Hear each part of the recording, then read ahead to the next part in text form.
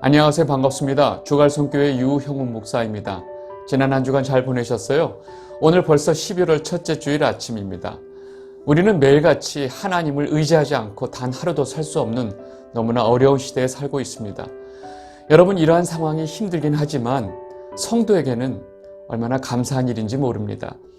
우리가 하나님을 붙들 수밖에 없는 상황이 우리에게 유익이 된다는 사실을 여러분 다시 한번 깨닫는 예배 시간이 되시면 좋겠습니다. 오늘 우리에게 주시는 말씀 같이 보도록 하겠습니다. 요한복음 13장 26절 27절입니다. 예수께서 대답하시되 내가 떡 한 조각을 적셔다 주는 자가 그니라 하시고 곧 한 조각을 적셔서 가롯 시몬의 아들 유다에게 주시니 조각을 받은 후 곧 사탄이 그 속에 들어간지라. 이에 예수께서 유다에게 이르시되 내가 하는 일을 속히 하라 하시니. 여러분, 혹시 성경을 보시면서 여러 가지 의문이 많이 있겠지만 왜 예수님의 제자, 12명의 제자 중에 한 명인 가롯 유다가 예수님을 팔았을까라는 질문을 한번 해보지 않으셨어요? 저는 과거 일이지만 어느 순간에 이 문제를 굉장히 심각하게 한번 생각을 해본 적이 있습니다. 왜냐하면 그 가롯 유다는 예수님과 그 3년 동안, 그 예수님의 그 3년 공생의 기간 동안 예수님과 동고동락을 했고, 예수님께서 하시는 모든 천국 복음을 다 들었고, 예수님께서 하시는 모든 이적들을 다 보고 경험한 사람이기 때문에 그렇습니다. 여러분, 예수님을 메시아로 인정하지도 않고 예수님을 죽이려고 혈안이 되어 있는 자들이 그 주변에 널렸는데 왜 하필 예수님에게 가장 가까운 사람이었던 그 제자 중에 한 사람인 유다가 예수님을 팔아넘겼을까? 여러분, 이 질문이 사실 저에게 굉장히 큰 질문이었습니다.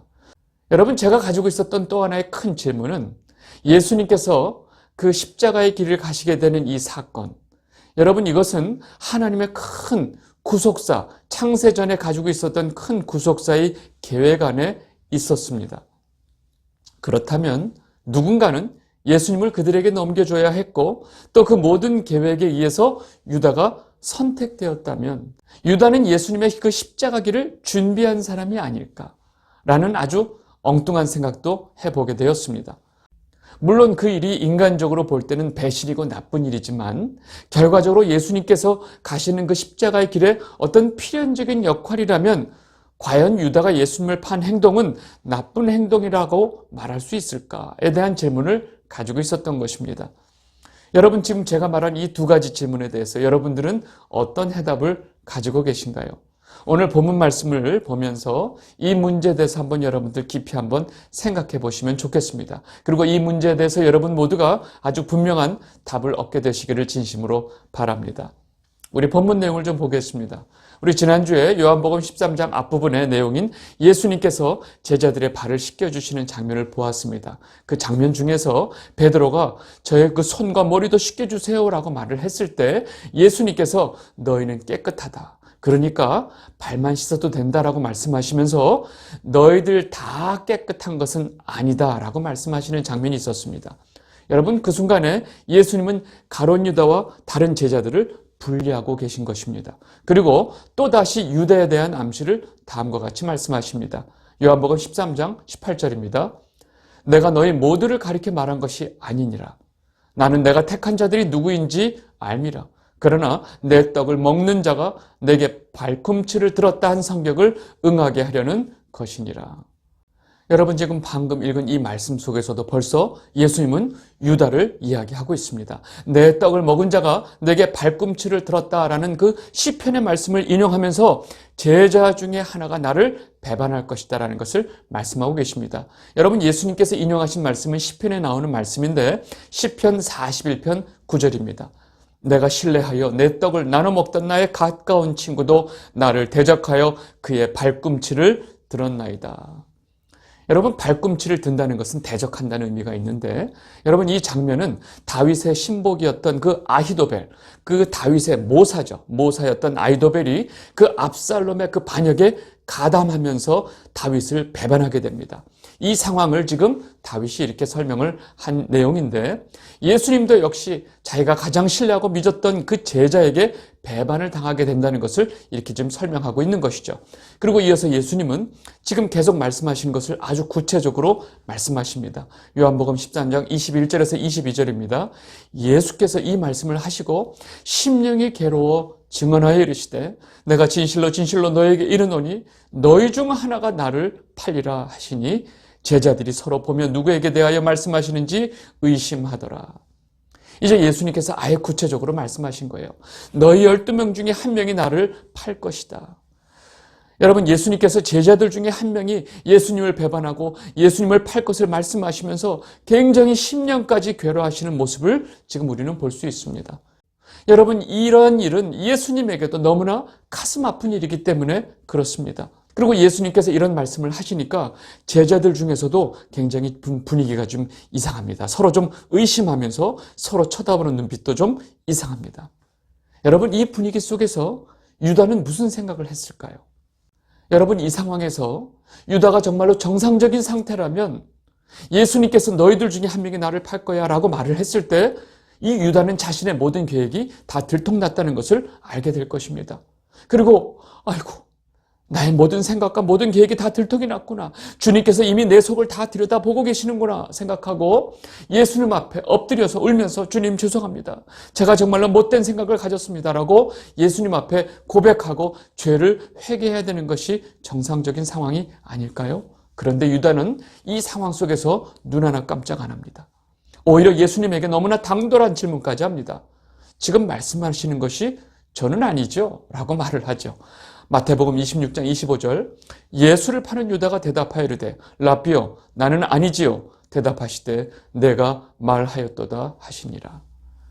여러분, 유다는 굉장히 당돌한 태도로 이러한 상황 속에서 전혀 예수님께서 지금 은연중에 주시는 이 마지막 회개의 기회를 완전히 무시해버리고 있는 것입니다.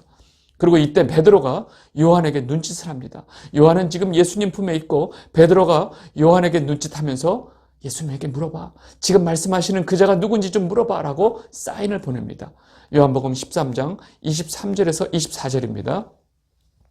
예수의 제자 중 하나 곧 그가 사랑하시는 자가 예수의 품에 의지하여 누웠는지라. 시몬 베드로가 머리짓을 하여 말하되 말씀하신 자가 누구인지 말하라 하니.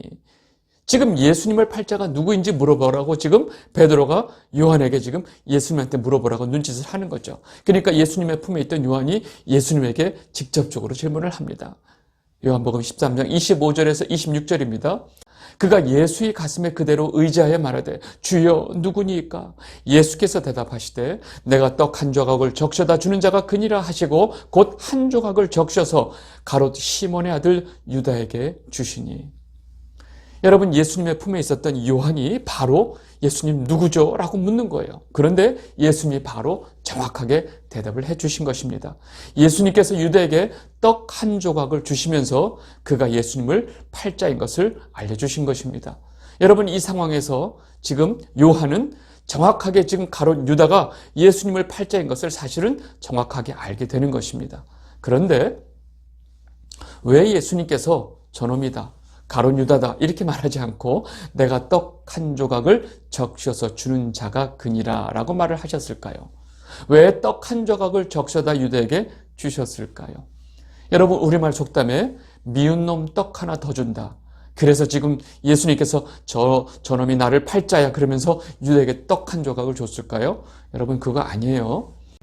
여러분, 예수님 당시에 그 식사 자리에서 주인이 떡 한 조각을 이렇게 주는 자는 주인이 특별히 그를 사랑한다는 의미가 있습니다. 여러분, 지금 예수님께서 자기를 팔 가롯 유다에게 지금 떡 한 조각을 주고 있는 것은 지금 이 순간까지 예수님께서 가롯 유다에게 내가 너를 사랑하고 있다라는 표현을 하고 계신 거예요.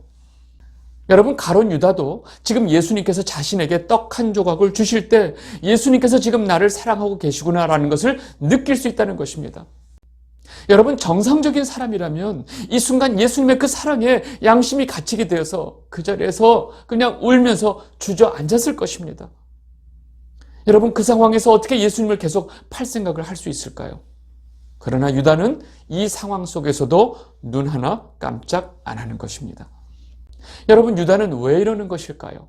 유다가 이렇게 예수님께서 끝까지 회개의 기회를 주시고 끝까지 사랑해 주시는 모습 앞에서도 전혀 눈 하나 깜짝하지 않았던 것은 바로 그에게 마귀가 넣어준 생각에 완전히 사로잡혀 있었기 때문에 그렇습니다.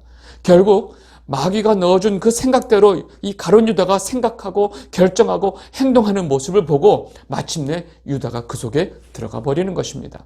요한복음 13장 27절, 조각을 받은 후 곧 사탄이 그 속에 들어간지라. 이에 예수께서 유다에게 이르시되 내가 하는 일을 속히 하라 하시니. 여러분, 지금 이 말씀을 보시면 조각을 받은 후 곧 사탄이 그 속에 들어간지라. 여러분, 이 말씀을 보면서 혹시 여러분 이런 생각 안 했어요? 예수님께서 유다에게 떡 한 조각을 주시니까 바로 사단이 그 속에 들어가네. 예수님이 유다에게 떡 한 조각을 준 것과 사단이 바로 든 것과 어떤 연관이 있지 않을까? 여러분, 이런 생각 들지 않으세요? 마치 예수님께서 사단에게 내가 떡 한 조각을 주면 바로 그 신호를 받고 유다에게 들어가라라고 무슨 사탄에게 무슨 사인을 보낸 것처럼 오해하시면 안 된다는 것입니다. 여러분, 예수님께서 유다에게 떡 한 조각을 주시면서 끝까지 사랑하시는 그 상황 속에서도 눈 하나 깜짝하지 않는 그 유다의 모습을 보고 사단이 오케이, 이제 내가 들어가도 되겠구나 하고 유다에게로 들어가는 것입니다. 그리고 이렇게 사탄이 유다에게 들어가는 모습을 예수님도 당연히 보았을 것입니다. 그리고 유다에게 말씀을 하시는 것입니다. 그래서 이에 예수께서 유다에게 이르시되, 이 모든 상황을 보신 예수님께서 유다에게 이르시되 라고 말씀하시는 겁니다. 그리고 내가 하는 일을 속히 하라 라고 지금 말씀하고 계신 것입니다. 여러분, 이 상황을 잘 이해하셔야 됩니다. 여러분, 가룟 유다는 지금 우리가 본 것처럼 예수님께서 끝까지 회개할 기회를 주셨지만 그는 그의 모든 그 양심의 그 소리를 거부해 버렸습니다. 여러분, 그는 본래 도적같이 탐심에 사로잡힌 사람이었습니다. 그런데 어느 날 그러한 그의 탐심에 대해서 예수님에게 강한 질책을 받는 사건이 생깁니다. 그 사건을 통해서 이 가룟 유다는 예수님을 대제사장들에게 팔 생각을 하게 되는 것입니다. 여러분, 베다니에서 예수님을 위해서 열렸던 잔치 기억나시죠? 나사로도 같이 앉아 있었고 그 자리에서 그 마리아가 순전한 나드 향유 한 옥합을 깨뜨려서 예수님 발에 붓는 장면이 있었던 바로 그 잔치. 여러분, 이 상황에서 마리아가 그 향유 한 옥합을 깨서 예수님 발에 부으니까 이 상황을 보면서 화를 내는 자가 있었습니다. 바로 유다였습니다. 마가복음 14장 4절에서 5절입니다. 어떤 사람들이 화를 내어 서로 말하되 어찌하여 이 향유를 허비하는가? 이 향유를 300데나리온 이상에 팔아 가난한 자들에게 줄 수 있었겠도다 하며 그 여자를 책망하는지라. 여러분, 가룟 유다가 이렇게 향유 옥합을 깬 마리아의 그 행동에 화를 내면서 이 마리아를 책망하는 모습을 요한이 정확하게 설명을 하고 있었습니다. 왜냐하면 그는 예수님의 그 제자 공동체의 그 돈, 재정을 맡고 있고 회계를 맡은 자로서 이 돈꾀를 담당했는데 그는 수시로 그 돈꾀에서 돈을 빼돌렸다는 것을 요한이 알고 있었기 때문에 그렇습니다. 여러분, 마리아가 예수님 발 앞에 깬 그 향유 옥합은 실제로 시중에 내다 팔면 지금으로 말하면 몇 천만 원에 달하는 엄청난 돈이었어요. 그 돈을 지금 만약에 사역을 위해서 헌금을 했다면 유다가 그 돈을 또 빼돌릴 수 있는 기회가 있었기 때문에 이 탐심에 많았던 유다가 이렇게 마리아의 행동에 대해서 화를 낸 것입니다. 여러분, 이렇게 화를 내고 있는 그 유다의 속마음을 사도 요한이 정확하게 요한복음에서 설명을 한 것입니다. 요한복음 12장 6절, 이렇게 말하면 가난한 자들을 생각함이 아니요 그는 도둑이라 돈꾀를 맞고 거기 넣은 것을 훔쳐감이러라. 여러분, 이렇게 자기 욕심으로 마리아의 행동에 대해서 화를 내고 있는 가룟 유다에게 예수님께서 다음과 같이 그를 질책하십니다. 마가복음 14장 6절에서 7절입니다. 예수께서 이르시되 가만두라. 너희가 어찌하여 그를 괴롭게 하느냐? 그가 내게 좋은 일을 하였느니라. 가난한 자들은 항상 너희와 함께 있으니 아무 때라도 원하는 대로 도울 수 있거니와 나는 너희와 항상 함께 있지 아니하리라. 여러분, 지금 마리아를 책망하고 있는데 예수님께서 이 마리아의 행동을 지금 두둔하시면서 지금 유다를 지금 나무라시는 거죠. 그리고 예수님에게 가룟 유다는 네가 지금 도대체 뭘 알고 지금 이 마리아를 지금 혼내고 있느냐? 너희들이 지금 잘못됐다라고 지금 사실 가룟 유다를 혼내고 있는 장면입니다. 이 상황 속에서 가룟 유다는 더 속으로 화가 나게 되죠. 그리고 그 분을 참지 못하고 내가 지금 앞으로 우리와 함께 있지도 아니한다면서 뭐라고 하면서 속으로 이 예수님을 대제사장들한테 팔아 넘기려고 대제사장들하고 협상까지 하게 됩니다. 마가복음 14장 10절에서 11절입니다. 12 중에 하나인 가룟 유다가 예수를 넘겨주려고 대제사장들에게 가매 그들이 듣고 기뻐하여 돈을 주기로 약속하니 유다가 예수를 어떻게 넘겨줄까 하고 그 기회를 찾더라. 여러분, 그 사건을 통해서 가룟 유다는 완전히 예수님을 팔 생각을 굳히고 있었던 것입니다. 여러분, 대제사장들에게는 엄청난 호재가 생긴 거죠. 예수님을 죽일 계획을 가지고 있었는데 마땅히 방법이 없었어요. 그런데 예수의 측근이었던 제자 중에 한 명인 이 유다가 자신들에게 와서 이런 제안을 하니까 이들이 너무 기뻤던 거죠. 그리고 예수님을 넘겨주는 대가로 은 30을 주기로 약속까지 한 것입니다. 여러분, 당시 율법에 의하면 노예 한 명이 소에 바쳐 죽었을 때 그 죽은 노예값을 그 주인에게 은 30으로 보상을 합니다. 다시 말해서 지금 예수님을 노예 한 명의 보상값으로 팔아버릴 생각을 하고 있었던 것입니다.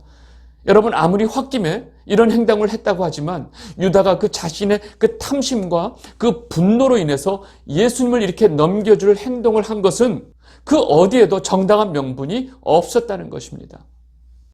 여러분, 여기서 우리는 분명히 알아야 할 사실이 있습니다.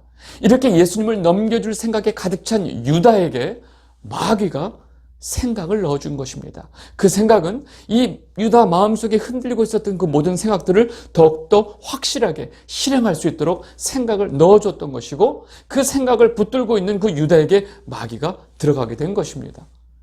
여러분, 너무나 성실하게 예수님을 사랑하고 예수님을 따랐던 그 가룟 유다에게 갑자기 마귀가 생각을 넣어서 유다가 예수님을 판 게 아니라는 것입니다. 여러분, 이 부분을 명확하게 아셔야 됩니다. 여러분, 언제부터인지 이 기독교 안에 물론 자유주의 신학자들이죠. 가룟 유다의 행동을 아주 멋들어지게 옹호하는 자들이 생겼습니다. 유다는 다른 제자들 모르게 예수님에게 설득을 당했고 예수님과 유다 사이에 모르는 딜이 있었다는 겁니다. 그러니까 예수님께서 네가 나를 이렇게 파는 것이 좋겠다라고 예수님께서 말했다는 거예요. 이제 소설을 쓰고 있는 거죠. 그래서 유다는 그런 어떤 설득을 통해서 결국 본인이 예수님을 팔게 된 것이라고 말을 하는 것입니다. 결국 유다의 희생과 헌신으로 온 인류가 구원을 받게 되었는데 우리가 그 유다를 욕할 수 있느냐라는 것이 바로 이들의 논리입니다. 여러분, 유다복음이라고 하는 그런 책, 지금 이런 책들이 이렇게 돌아다니고 그 안에 이런 내용들이 있습니다. 여러분, 너무나 그럴듯한 논리지만 사실 실상을 들여다보면 순서를 바꾸는 것에 불과합니다. 여러분, 예수님을 팔아버릴 생각은 먼저 유다가 했던 거죠. 그것을 마귀가 잡고 끝까지 가게끔 도왔던 것입니다. 여러분, 이미 정해진 하나님의 구속의 계획과 마귀의 이런 움직임에 유다는 그저 사용되었다고 말하는 논리입니다. 여러분, 아닙니다. 유다는 자신을 끝까지 사랑해 주었던 그 예수님을 배반했고 자신의 탐심으로 양심의 소리를 또 회개의 길을 다 뭉개버린 죄인입니다. 여러분, 유다의 죄악은 여기서 끝나지 않습니다. 유다가 예수님을 판 죄악보다도 더 심각한 죄악이 있습니다. 그렇게 예수님의 떡 한 조각을 받은 유다는 그 자리를 떠나서 바로 대제사장들에게 달려갑니다. 그리고 예수님과 제자들이 있는 곳으로 군대와 대제사장의 하석들을 데리고 오는 것이죠. 그리고 자신들이 끌고 온 무리들에게 예수님과 그 제자들 사이에서 누가 예수인지를 자기가 알려주는 방법이 뭐예요? 바로 예수님에게 입맞춤하면서 내가 입맞춤하는 자가 바로 예수다라고 알려주는 것입니다. 여러분, 결국 예수님은 붙잡히게 되고 이후에 예수님께서 빌라도에게 사형 선고를 받게 됩니다. 십자가의 형을 받게 됩니다. 그리고 이 상황이 돌아가는 것을 보니까 유다는 비로소 깨닫습니다. 자기가 죄 없는 예수님을 팔았구나 라는 것을 깨닫게 되고 한 인간으로서 뉘우치게 됩니다. 마태복음 27장 3절에서 5절입니다. 그때 예수를 판 유다가 그의 정죄됨을 보고 스스로 뉘우쳐 그 은 30을 대제사장들과 장로들에게 도로 갖다 주며 이르되 내가 무죄한 피를 팔고 죄를 범하였도다 하니 그들이 이르되 그것이 우리에게 무슨 상관이냐 내가 당하라 하거늘 유다가 은을 성소에 던져놓고 물러서서 스스로 목매어 죽은지라. 여러분, 결국 이 상황에서 자신이 한 죄악을 깨닫고 유다는 목을 메어서 자살을 하게 됩니다. 여러분, 위의 말씀에서 우리가 유심히 봐야 할 단어가 있습니다. 바로 스스로라는 표현입니다. 성경은 분명히 그가 스스로 뉘우쳤고 스스로 목매어 죽었다고 설명하고 있습니다. 여러분, 스스로 뉘우치고 스스로 목매어 죽은 유다는 여러분, 인간적으로 볼 때는 굉장히 정당해 보이죠. 아주 멋진 인간처럼 보일 수 있습니다. 여러분, 자기가 지은 죄에 대해서 죽음으로 자기가 책임지겠다는 너무나 인본주의적인 개념으로 볼 때는 정말로 멋진 인간일 수가 있습니다. 문제는 인간 스스로 자기의 죄를 책임질 수 없다는 것입니다. 인간은 그렇게 할 수 있는 존재가 아니라는 것입니다. 이렇게 유다는 결국 스스로 자기의 죄까지 해결하려 드는 것입니다. 여러분, 이것이 바로 유다가 예수님을 판 죄보다도 더 큰 죄가 되는 것입니다. 여러분, 우리가 지금까지 본 유다, 예수님을 팔아버린 이 유다는 3년 동안 예수님과 동행하며 귀신도 쫓고 예수님이 시키는 대로 두 명이서 한 조가 되어서 여러 마을에서 복음도 전했던 것을 우리는 기억해야 합니다. 예수님께서 말씀하신 모든 천국 복음을 들었고 예수님께서 행하신 모든 이적을 다 그의 두 눈으로 보고 경험한 자라는 것입니다. 문제는 그는 끝까지 그 예수님을 이용하려고만 했다는 것입니다. 자신이 경험한 그 모든 예수님의 능력을 이용해서 자신의 욕심과 자신의 탐심을 채우는 데만 관심을 가지고 있었던 사람이었다는 것입니다. 예수님을 통해서 자신의 탐심을 채우려고, 예수님을 통해서 찬 자리에 대한 욕심의 욕망을 채우려고 예수님을 끝까지 쫓았던 것입니다. 그리고 결국 자신의 그 탐심과 인간적인 욕망에서 벗어나지 못하고 예수님을 배반하고 예수님을 팔게 됨으로 인해서 그는 처참한 최후를 맞이하게 된 죄인이었다는 것입니다. 여러분, 지금 이 시대에 교회 안에 얼마나 많은 가론 유다들이 있을까요? 혹시 여러분이 이 시대의 가론 유다가 아닌가요? 우리는 두려운 마음으로 우리 자신을 한번 잘 살펴봐야 합니다. 왜 예수님께서 주의 이름으로 선지자 노릇도 하고 주의 이름으로 귀신도 쫓고 주의 이름으로 권능도 행한 자들을 이 불법을 행한 자들아 라고 여기셨는지 우리는 분명히 생각해 봐야 합니다. 여러분, 우리가 아무리 열정적인 신앙의 모습을 가졌다 할지라도 결국 우리가 예수님을 이용하고 하나님을 이용해서 내가 원하는 것을 얻어낼 목적으로 그 모든 것을 행했다면 우리가 바로 가롯 유다인 것입니다. 우리가 교회를 몇십 년 다녔다고 자랑하고 새벽 기도를 몇십 년 했다고 자랑하고 평생 11조를 했다고 자랑하고 평생 교회를 섬겼다고 자랑하고 내가 목숨 걸고 목회를 했다고 자랑하는 것이 얼마나 허탈한 일이 될 수 있는지를 우리는 분명히 알아야 한다는 것입니다. 왜냐하면 주님께서 그 모든 일을 불법이라고 말하는 그 순간에 다 끝나기 때문에 그렇습니다. 이 영상을 보고 계신 주갈성 성도 여러분, 우리는 끝까지 우리를 사랑해 주신 예수님을 사랑하고 다시 오실 그 예수님을 기다리는 성도입니다. 예수님을 이용해서 내가 원하는 것을 얻으려고 하는 자가 아니라는 것입니다. 여러분이 기도의 중심이 어디 있는지, 여러분이 믿음의 중심에 예수님에 대한 사랑이 있는지 우리는 분명히 확인을 해봐야 합니다. 혹시나 여러분들 마음 중심에 탐심은 없는지 분명하게 확인하게 되시기를 진심으로 바랍니다. 오늘 말씀은 여기까지 하도록 하겠습니다. 감사합니다.